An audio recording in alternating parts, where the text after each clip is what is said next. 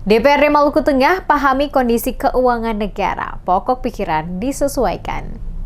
Ketua DPRD Kabupaten Maluku Tengah, Heri Menkar Haurisa, mengatakan bahwa besaran pokok pikiran atau pokir pimpinan DPRD hanya 100 juta rupiah, sementara anggota DPRD sebesar 70 juta rupiah.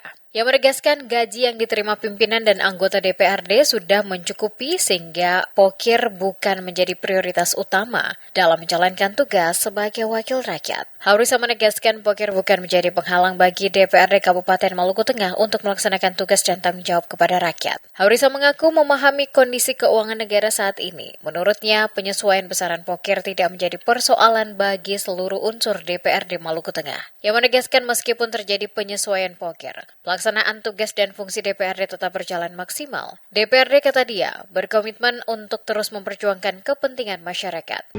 Negara sudah menggaji kita, negara sudah menyediakan fasilitas kepada kita, negara sudah juga membayar kita dengan gaji yang begitu cukup untuk kita mengabdi.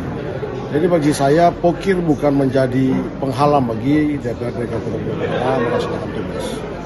Pokir itu juga bagian yang penting untuk kita menjawab persoalan-persoalan rakyat. Tetapi kita sendiri juga harus memahami soal kondisi keuangan negara. Dan semua unsur DPRD memahami itu. Jadi 100 juta bagi kami itu bukan menjadi masalah. Kita tetap serius untuk concern untuk melaksanakan kita tanggung jawab.